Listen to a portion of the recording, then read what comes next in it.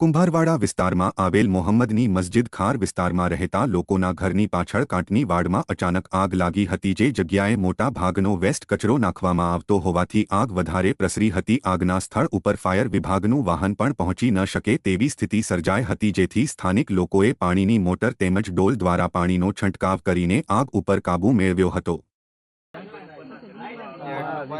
જબલા Y ભરી ભરી ઘા કરે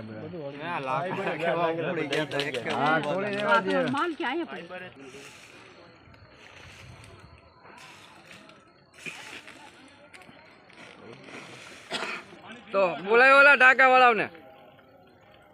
જો ઓલા પણ ઓલા જાતો ઓલામાં બંધ પડી ગયું શું પાણી અહીંયા નાખતો અહીંયા ભડકા કરે જો અહીંયા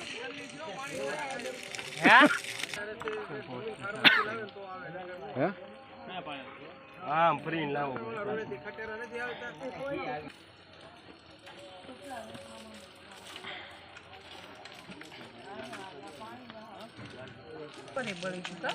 હા તો હવે અમને તો ઊભું રહેવાની ઓલી નથી